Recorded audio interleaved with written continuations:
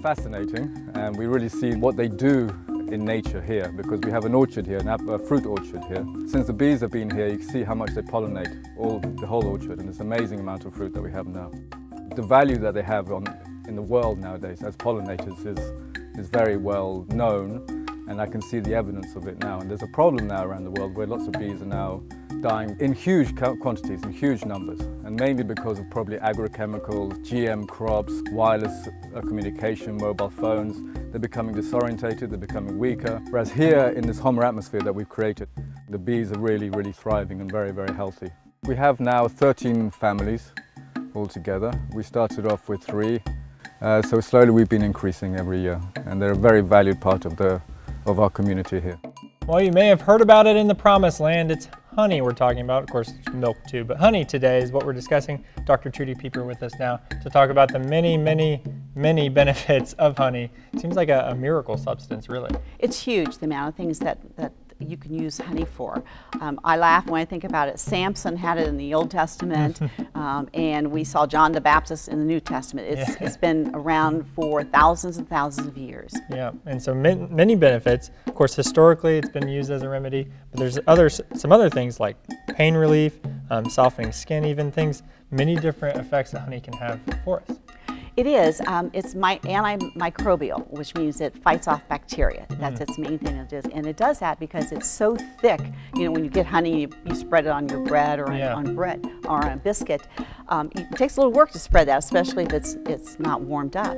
And in that condition, no water or oxygen can get into the honey, and therefore it kills bacteria. It cannot thrive in that atmosphere. Yeah. It also is one of the fundamental ingredients of hydrogen peroxide comes from something that's in honey. So yeah, I read that. And so it's an antiseptic. Not only is it a miracle food, but it can be used in place or as a hydrogen peroxide type. Right. It's an antiseptic. It's great for athlete's foot. You can put on your feet, for burns, for wounds, insect bites, anything for the skin is good for it. But I particularly like it for sore throats. People are calling and say, I have this terrible sore throat, what can I do about it? Warm water, honey, and a squirt of lemon. Wow. And that will take care of, it fights off all the bacteria in your throat and makes it feel better too. But most recently, the most important thing, Zach, that has just come out and I'm so excited about is that they found that honey will fight against a lot of these bacteria that are now become resistant to all the antibiotics. Yeah.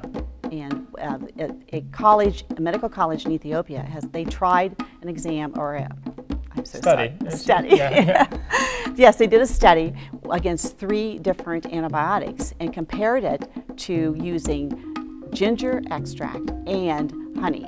And it was found that the combination of the ginger and the honey beat out and had better, more effectiveness than the 3 antibiotics that they tried. And we're not talking about your common colds, and you're talking about superbugs here. MRSA was one of them that they tested against, and it was very effective against that. Very effective. And they tested against amoxicillin, penicillin, and methicillin. And methicillin is used for staph infections. And not only did they find when they did the combination of honey and ginger together that they beat out those, but individually, just using honey alone also was more effective than those 3 antibiotics, and ginger alone also was more effective.